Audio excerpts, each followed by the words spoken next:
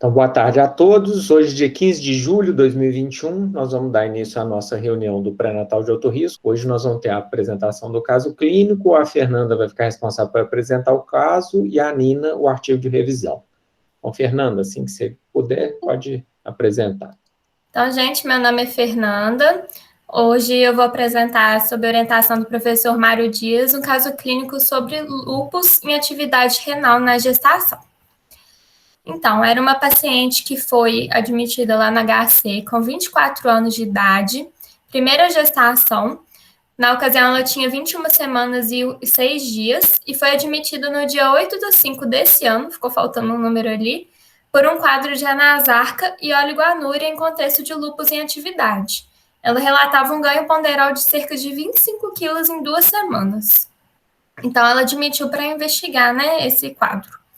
Ela tinha um lúpus diagnosticado há cerca de 7 anos, em uso de hidroxicloroquina 400 mg, azatioprina 150 mg, prednisona 80 mg mg, furosemida 40 mg mg, que ela estava usando há menos tempo, enoxa 80 mg mg e AS 100 mg mg. E ela realizou pulsoterapia com metilprednisolona do dia 20 ao dia 22 de abril, numa internação anterior. Ela relatava que o lúpus estava em atividade, assim, direto desde agosto de 2020, e desde então ela teve múltiplas internações e descobriu a gravidez nesse meio tempo. Dos exames do cartão de pré-natal mais relevantes, assim, dela, ela tinha o ultrassom, que foi o que datou a idade gestacional.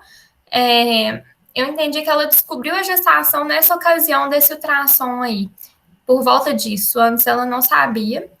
Ela tinha uma proteinúria de 24 horas, que a gente pode considerar como mais ou menos basal, de abril, que era 1.202 miligramas. Tinha anticardiolipina IgM positivo e IgG negativo de abril também. E consumo de complemento, principalmente C4.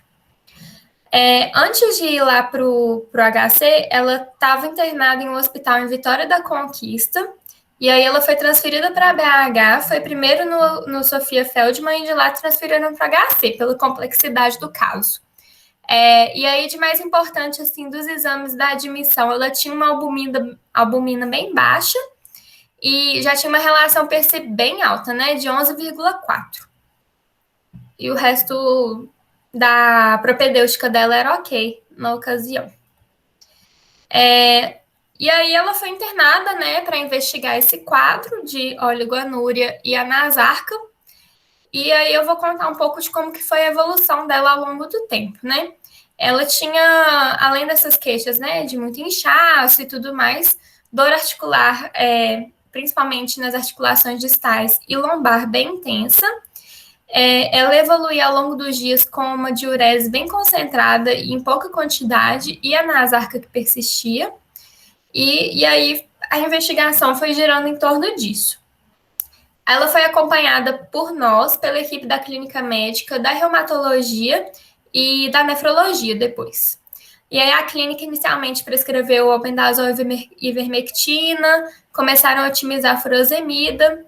E aí nesse contexto, a gente, bem assim, no dia seguinte da admissão, a gente fez um ultrassom nela, que já mostrou um oligodrâmio e diástole zero em artéria umbilical. Então, também já começou a ser conversado com ela sobre o prognóstico, desse feto, que em 21 semanas, muito precoce, já não era bom. A princípio, foi conversado com o pessoal que estava olhando ela de fazer um ultrassom semanal pela diástole zero em artéria umbilical, A proposta inicial era dessa. Aí, no dia 10/5, 2 dias depois de ser internada, ela continuava mantendo o quadro de anasarca e começou a ter um aumento de pressão arterial também. Foi iniciada a metildopa 250 BID e a Reumato decidiu por fazer mais um ciclo de pulsoterapia com metilprednisolona por 3 dias, E aí a nefrologia fez uma proposta de, assim, um momento mais oportuno, já que ela não estava clinicamente bem no momento, fazer uma biópsia renal para estadiar esse rim dela, Do dia 11 ao dia 13/5, eu resolvi dar uma resumida, assim, porque a investigação foi realmente muito extensa, então, só para focar mesmo, assim, na nossa parte, Eles ampliaram a investigação laboratorial dos marcadores de lúpus. A maioria dos autoanticorpos, daqueles todos lá possíveis, deu negativo, inclusive a anticardiolipina que tinha dado positiva anteriormente, né? O pessoal otimizou mais ainda a furosemida EV, porque ela continuava bem anasarcada e fez uma associação com a albumina. E otimizou o controle pressórico com metildopa já em maiores quantidades, né, em dose máxima, e hidralazina, e também fez restrição hídrica.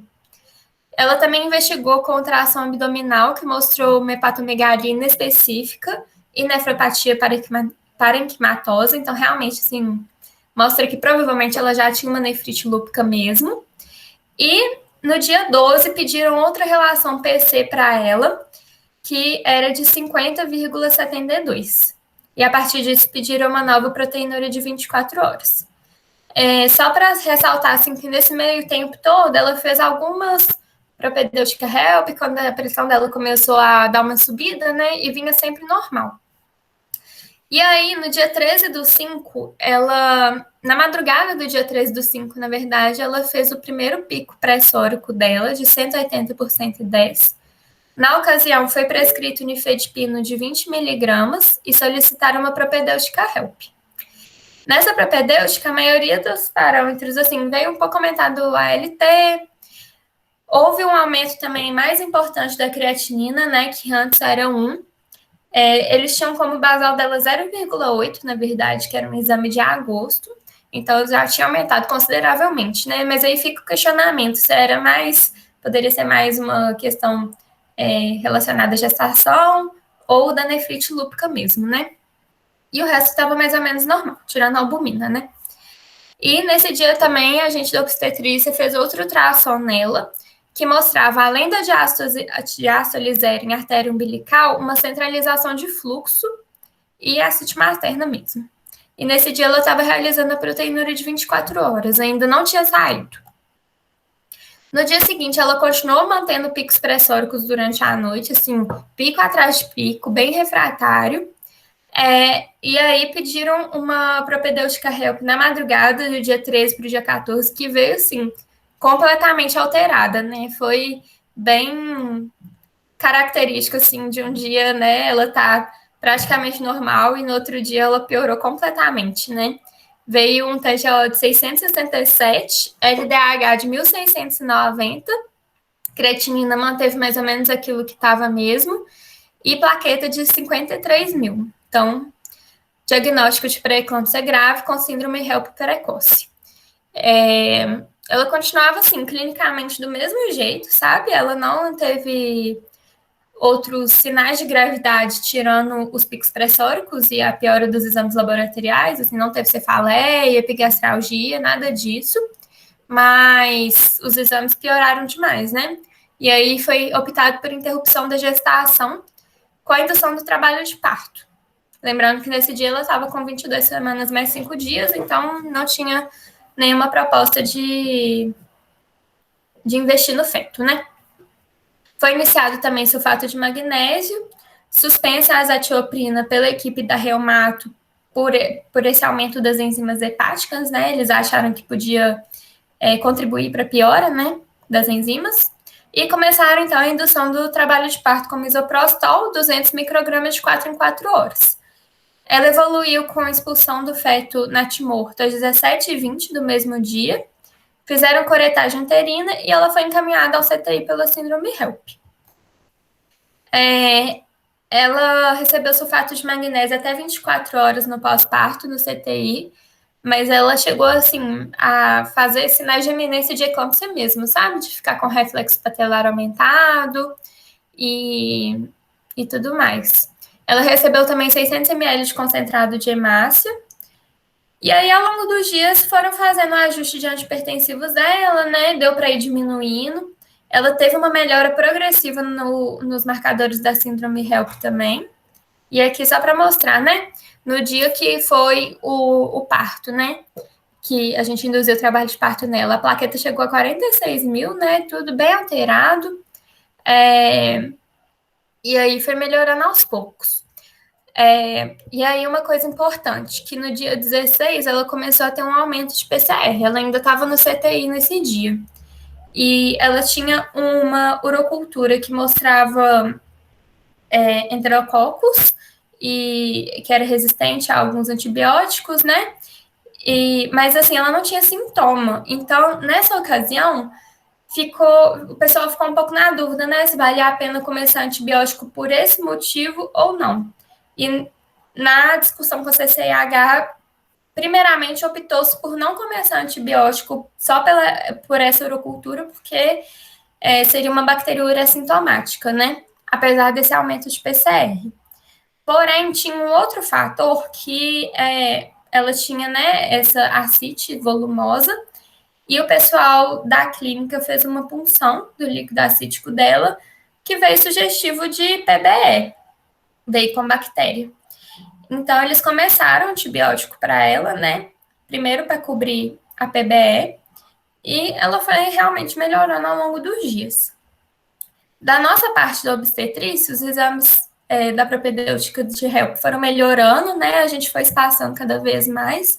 Eu coloquei alguns aí só para ver, né? Que realmente, assim, eles melhoraram bastante. E ela teve alta da obstetrícia no dia 19/5.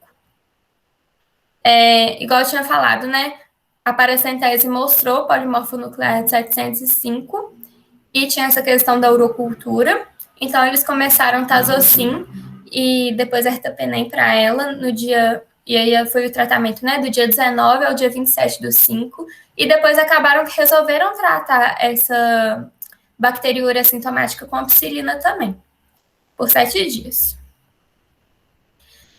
Quando ela já estava mais estável clinicamente, no dia 27/5, fizeram uma biópsia renal dela, né, que realmente veio achados morfológicos compatíveis com glomerulonefrite lúpica proliferativa e esclerosante difusa e membranosa, com atividade crescente. Então, assim, era bem grave mesmo a questão renal dela, né? Optaram por fazer ciclofosfamida, iniciar ciclofosfamida, na verdade, né? E ela teve alta hospitalar no dia 1º de junho. Então, assim, ainda demorou um pouco, né? Depois que ela teve alta da nossa parte. Realmente era muita coisa para ser investigada. Só para fazer um resumo final do caso, né? Porque eu acho que é muita informação junta, né? É um caso com muitas investigações e muito complexo. Então, primeiro, né? Ela teve uma síndrome nefrótica por nefrite lúpica em atividade, que foi, assim, manifestado pela anasarca junto com a hipoalbuminemia, a oligoanúria e a proteinúria nefrótica. Aí aqui eu coloquei a evolução da creatinina dela, né? E aí fica aquela questão, né? Que teve a síndrome HELP junto com isso. A proteinúria dela foi de 1912 para 41 gramas no dia 14/5. E ela fez tratamento, né? Com 2 pulsoterapias, uma no outro hospital e outra aqui no HC. E foi embora para casa usando prednisona.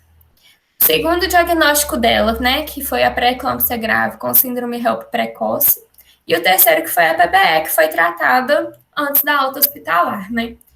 Então, assim, é um caso que mostra muitas complicações, né, ao mesmo tempo, e que eu acho que a gente tem que refletir, assim, que nesses pacientes é muito difícil, né, o diagnóstico de pré-eclâmpsia. Assim, claro que o dela teve muito mais coisa que não deixou dúvida, né, pela síndrome HELP e tudo mais. Mas porque a proteinúria basal desses pacientes já é muito alta, né? Então, ainda mais que o lúpus dela estava em atividade, fica uma questão assim mais complicada, né? Da gente saber o que fez mais aumentar essa proteinúria, se fosse olhar só isso, se ela não tivesse outras complicações, né? Se poderia ser uma questão só da nefrite, se poderia ser só da pré-eclâmpsia, ou os dois associados, como eu acredito que tenha sido no caso dela, né? Então, assim, foi um caso muito interessante de lúpus na gestação, que acabou tendo um prognóstico bem ruim da nossa parte da obstetrícia, né? Mas que é até mais comum do que eu imaginava. E é isso. Obrigado, Fernanda.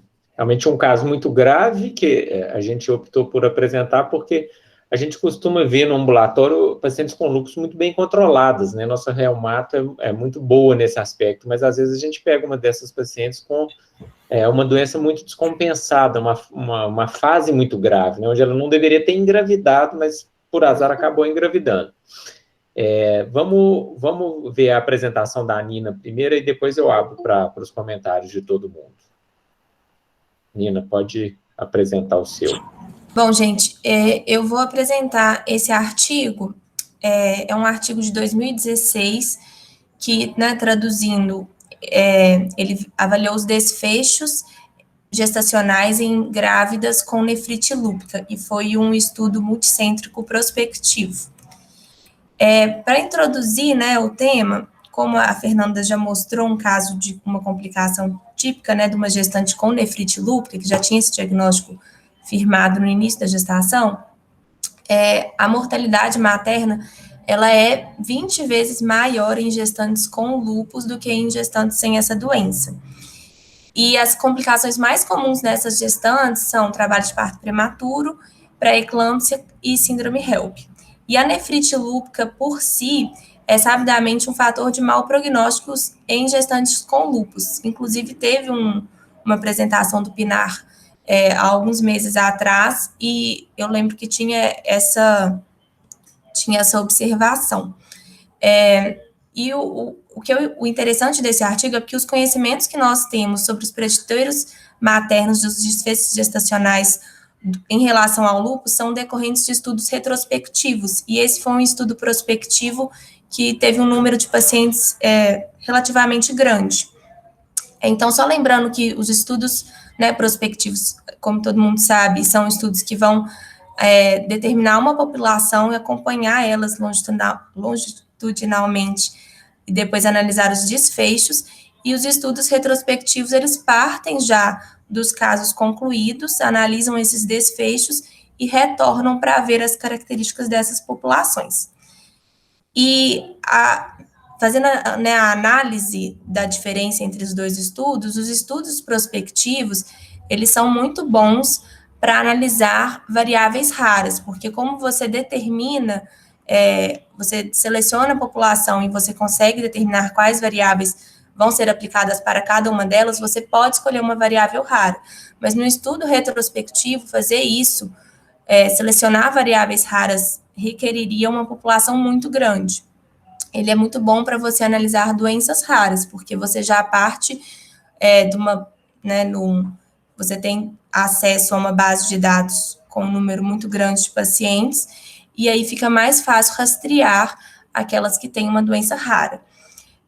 Os estudos prospectivos, eles são melhores para acompanhar um período de tempo menor, porque você vai ter que fazer o acompanhamento longitudinal dessas pacientes, e por isso eles são mais caros e estão sujeitos a terem uma perda de segmento dos pacientes, mas são estudos mais confiáveis para definição de fatores de risco, de incidências e de etiologias. Já os estudos retrospectivos, embora sejam mais baratos, eles estão sujeitos a mais viés de confusão, de seleção. As intervenções das pessoas analisadas, dos casos, elas muitas vezes são heterogêneas, porque os pacientes eles foram acompanhados de formas distintas, e a intenção do estudo veio após o desfecho do caso. Então, só para justificar por que eu achei interessante falar desse estudo.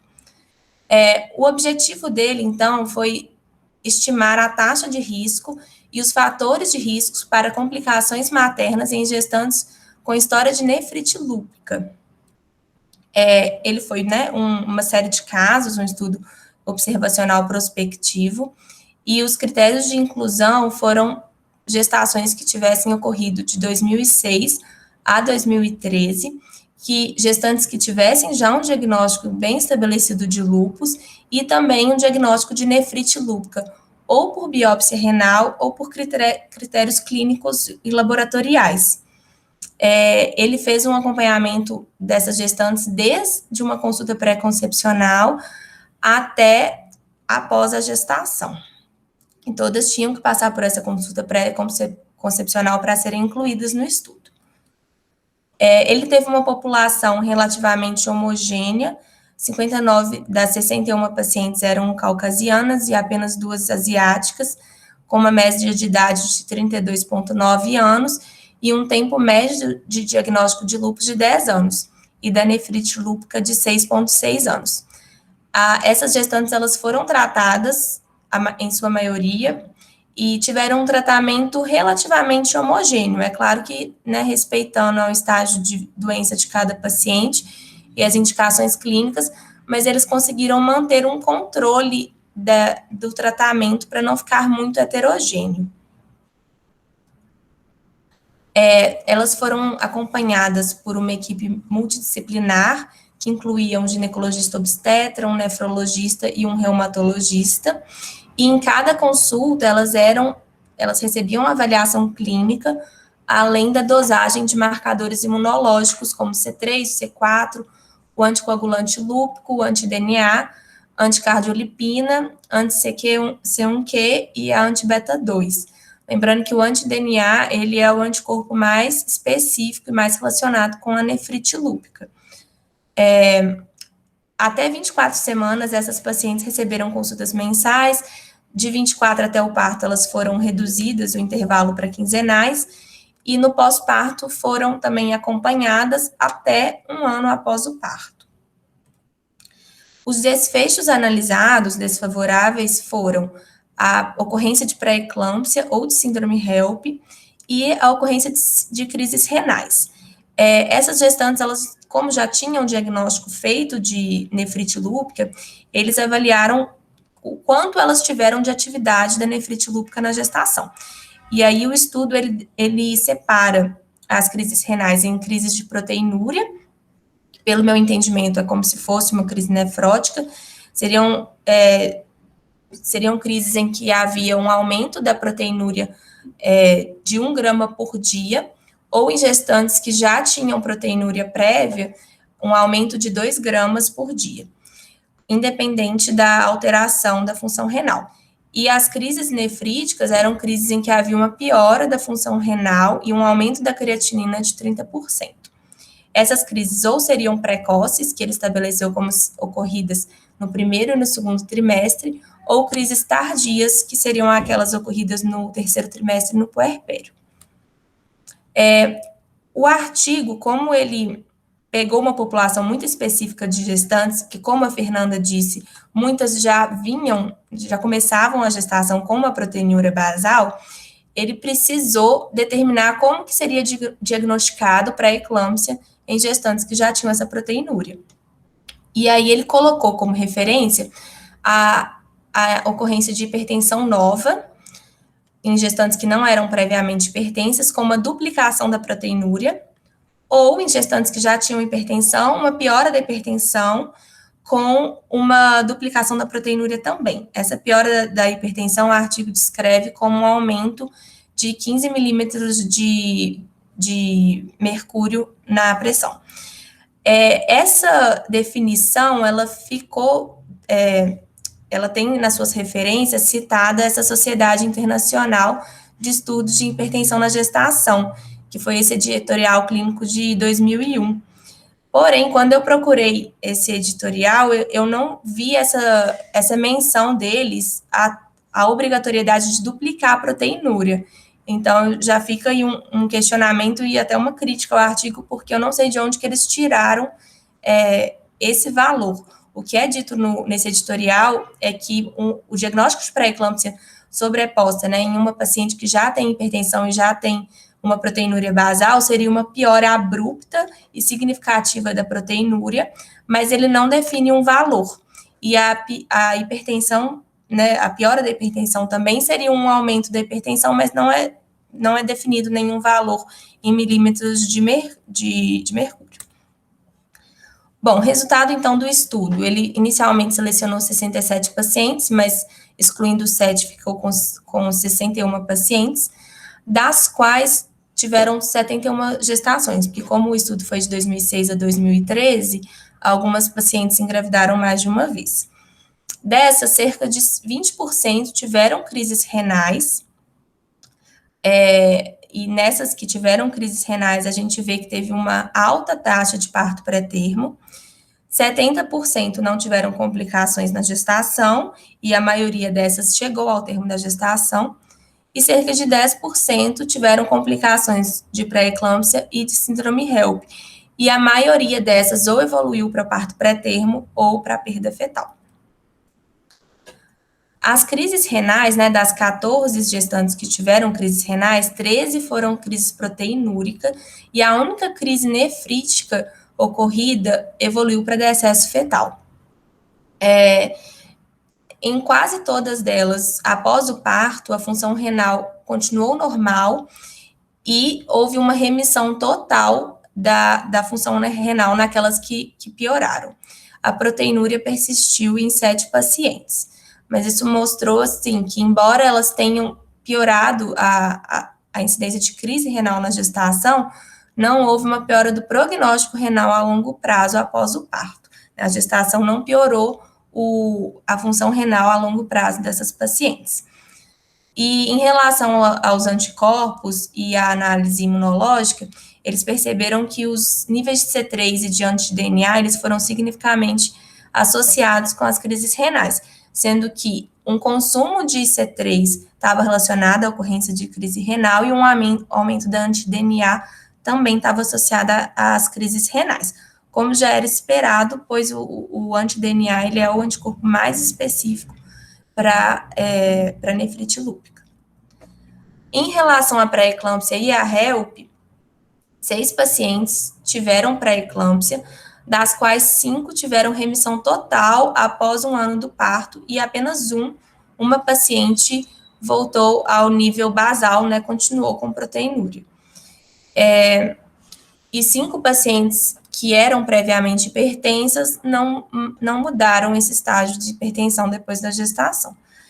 As pacientes que tiveram síndrome HELP foram as 2 que evoluíram para decesso fetal, mas após 1 ano do parto, elas tiveram remissão total da função renal, embora tenham mantido a hipertensão arterial. E o que ele percebeu, então, é que a história prévia de crises renais aumentou muito o risco da ocorrência de pré-eclâmpsia e de HELP. E que o tempo do lúpus estava muito relacionado, o tempo de diagnóstico do lúpus estava muito relacionado ao risco da ocorrência dessas doenças, aumentando o risco de pré-eclâmpsia e de HELP em 14% a cada mês de diagnóstico de lúpus. Ao mês durante a gestação. A história prévia de hipertensão arterial também foi fortemente associada ao risco de pré-eclâmpsia e de HELP. Aqui é uma tabela, né, desses desfechos e dos resultados analisados. Em verde eu coloquei os fatores de riscos que foram determinados como preditores de pré-eclâmpsia e de HELP. E o artigo, ele analisou várias características da população, mas como era uma população pequena, muitas dessas análises, elas não tiveram significância estatística, né, tiveram um número P alto, e algumas também que atingiram um número P adequado, elas não tiveram um intervalo de confiança adequado. Então, o que realmente foi significativo do estudo foi o tempo de duração do diagnóstico, de lúpus, que foi um fator de risco para pré-eclâmpsia e de HELP, a duração também o tempo de diagnóstico da nefrite lúpica, a ocorrência de crises renais anteriores à gestação e hipertensão arterial prévia. E em relação aos preditores para novas crises renais, o que foi estatisticamente relevante como fator de risco foram os níveis de anti-DNA, que aumentaram o risco de ocorrência de crise renal, e os níveis de C3, que foram um fator de proteção para as crises renais. Esse, em rosa, anti-beta-2 IgM, foi um dos anticorpos analisados, e ele, embora tenha tido um número P menor do que 0,05, o intervalo de confiança também foi adequado. O artigo colocou como observação que muitos dos dados das pacientes muitas das dosagens desse autoanticorpo, elas se perderam no estudo, e que a amostra ficou muito pequena, então não seria um dado confiável. E aí eu já entro na análise dos pontos negativos do artigo, que é justamente esse número populacional, que embora seja um dos maiores dos artigos, dos estudos prospectivos que tem na literatura, ainda é uma amostra muito pequena para tirar conclusões e estimar a precisão do impacto de alguns fatores de risco. E a população muito homogênea, embora seja boa para determinar, né, para estimar os riscos, ela dificulta a analisar, né, aplicar esses dados para outras populações que não a caucasiana. E os pontos positivos do estudo é que foi o maior estudo prospectivo até a data, né, de 2016, que avaliou com detalhes esses desfechos maternos em gestantes de uma população muito específica, que são as com nefrite lúpica. A população para o desenho de estudo foi ampla, e eles conseguiram selecionar uma população com o desenho que eles queriam e relativamente homogênea, e fizeram uma associação de dados clínicos e dados laboratoriais.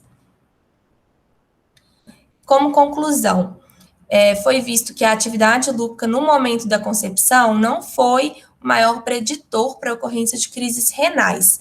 O maior preditor para isso foi a atividade imunológica dessas pacientes. E, portanto, embora essa atividade imunológica não seja uma contraindicação à gestação, as gestantes que tenham, né, altos níveis de anti-DNA, baixos níveis de complemento, elas têm que ser monitorizadas de perto durante a gestação.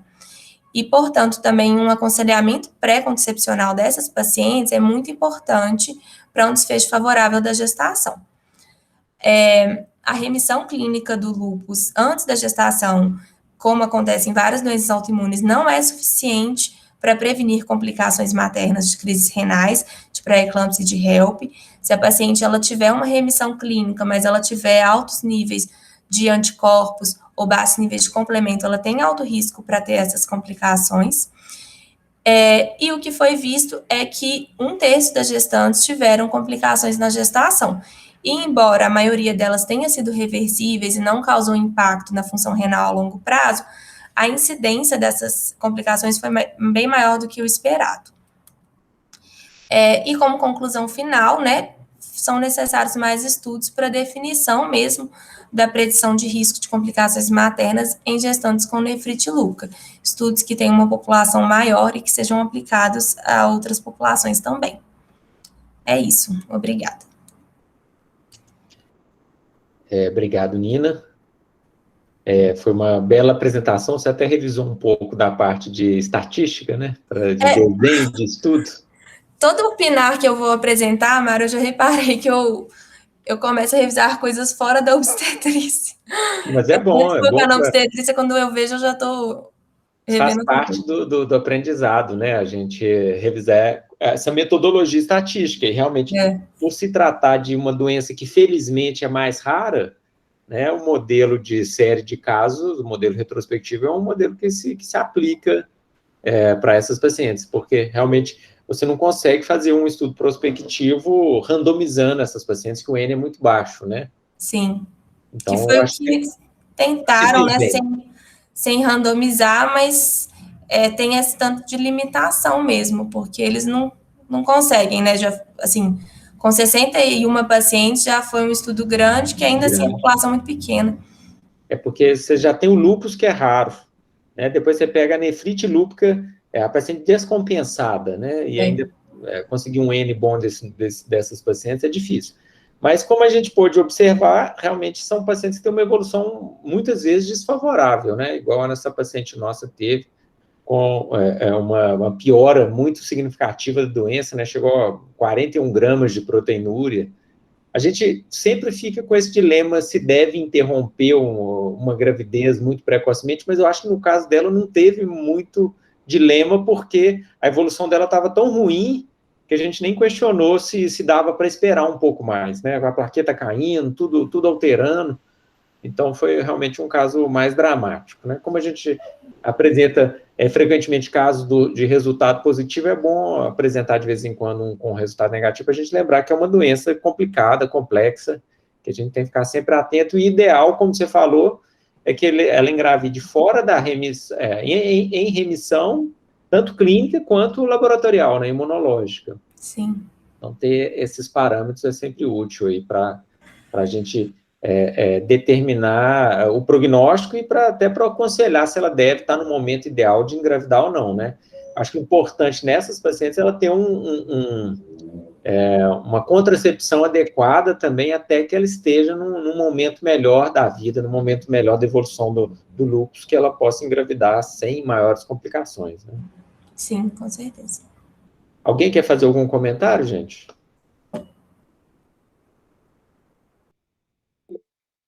Professora Lamanda? Ei, Nina, ei, Fernanda, ei, coleguinhas da apresentação do Alto Risco, muito prazer estar aqui, muito obrigada pelas apresentações, excelência, de excelência mesmo, viu? Tanto a Nina quanto a Fernanda apresentaram a apresentação de caso muito, assim, detalhado, um caso muito complexo, muito rico, né, e com um tempo longo de internação. Você soube colocar os pontos mais importantes dessa paciente. E a Nina, como revisão, de fato, excelente, um estudo muito, muito adequado, né, para essa doença que é rara. E eu queria, assim, apenas destacar 2 pontos com relação a lúpus mesmo. Eu tenho uma experiência, assim, desse tempo todo de prática clínica, eu tenho muito medo do lúpus, sabe? O lúpus é uma doença perigosa e traiçoeira, sabe? Mesmo aquelas em que você considera que não há lesão de órgão-alvo, né? Principalmente órgãos nobres, como aí os rins, que a maioria das pacientes, felizmente, lá do pré-natal de alto risco, né, Mário? Mas a gente tem muito medo delas mesmo assim, especialmente no puerpério. O que eu queria ver se vocês, nos estudos, viram que são as pacientes já com lesão, que já engravidam aí, né? Esse estudo mostra uma avaliação, uma evolução das pacientes já com lesão, com nefrite lúpica, e assim a sua evolução na gestação. A minha questão seria a seguinte: do que vocês estudam, assim, se haveria alguma recomendação, alguma medida a ser adotada para essas mulheres antes de engravidar, sabendo que elas são lúpicas, sabendo que elas já têm um comprometimento renal, se tem alguma medida, se tem alguma preferência por alguma medicação ou alguma orientação que pode ser dada a essas mulheres para melhorar a evolução dela na gestação. A gente viu que a evolução foi muito ruim, né? O desfecho obstétrico perinatal muito ruim, né? E muito difícil, né? Até você identificar o que é HELP, o que é nefrite. São situações extremamente difíceis. Mas, então, eu fico pensando se a gente teria algo que pudéssemos fazer antes, orientar lá no pré-natal, num período pré-concepcional, a essas mulheres já de risco, já com lesão renal, o que se poderia fazer? Se tem alguma droga de preferência que pode fazer uma proteção a esse rim, enfim, se tem algo que possa ser feito. E o segundo ponto, se houve alguma questão também a observar no puerpério, especialmente no puerpério imediato. Essa paciente específica foi direto para o CTI, né? Então, aí já foi realmente toda monitorizada, mas, assim, de repente, eu acho importante, se paciente que não vai para o CTI, o que a gente tem que prestar atenção. Seriam essas, assim, as minhas observações, e se a gente puder discutir mais esse assunto para, assim, enriquecer, eu agradeço. Muito obrigada. Quer responder, Nina? Vou tentar, professor. Bom, o artigo, né, eu estudei mais o que estava em relação à temática do artigo. E como ele já analisa gestantes que já têm uma lesão de órgão-alvo, que é a nefrite lúpica, eu sei falar um pouco sobre isso. eles viram que a gestante ela não bastava ter uma remissão clínica da doença. Então, se ela tinha nefrite lúpica já diagnosticada por biópsia renal ou por critérios clínicos anteriores e não tinha crise renal há muito tempo, isso não era suficiente para garantir que ela teria uma gestação tranquila.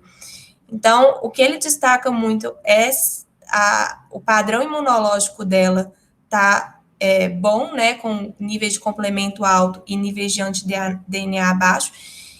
Agora, eu não sei o que é feito em relação ao tratamento para melhorar isso. Nas crises renais, eles fazem um tratamento imunossupressor, com prednisona, azatioprina. Então, pode ser que seja medicando, eu acho que talvez consigam, né, um perfil imunológico melhor, mas não sei te falar com certeza. E o que eles colocaram também, que eu não coloquei nos resultados, porque não foi estatisticamente relevante, mas que eles acham que não foi relevante pelo número da população, mas que outros estudos já mostram isso, que a hipertensão arterial prévia e a obesidade foram muito relacionados a desfechos negativos. Isso eu acredito que em toda a população de gestante, mas nessas gestantes em particular. Então, eles viram uma relação do índice de massa corporal e da hipertensão descontrolada, e eles dão um enfoque nisso, da gente estabilizar esses dois critérios para gestantes lúpicas antes da gravidez. Excelente, Nina. Então, já deu a dica aí, né? Você já inferiu que controlar a pressão e controlar o IMC seriam duas medidas clínicas de extrema importância para elas, né? Sim. Obrigada, prestar viu? atenção aí no que a Nina falou dos marcadores imunológicos, né? Sim. E no puerpério, professor, que você falou, a questão é se ela tem SAF ou se ela teve ventrombo embólico, prestar atenção na anticoagulação também, né? Que é um momento que vai ter risco aumentar de trombose. Mas essa paciente nossa, no caso, ela não tinha diagnóstico de SAF, não? Ou tinha? Agora eu esqueci. Não, essa não tinha, não. Não, né? A outra que a gente está internada que tem, né? Não, ela tinha um anticorpo anticardiolipina positivo, mas aqueles outros... Ela não tinha critério clínico para fechar o SAF. Clínico. Era a primeira gestação dela. Mas no puerpério, o dela, assim, mesmo que ela não tivesse ido para o CTI, ainda foi uma coisa muito particular pela síndrome HELP, né? Então, e pré-eclâmpsia. Então, assim, o acompanhamento dela não foi só pela nefrite, né? Tudo vai agravando, né? Foi agravando no caso dela. Ok. Alguém mais, gente, quer fazer algum comentário?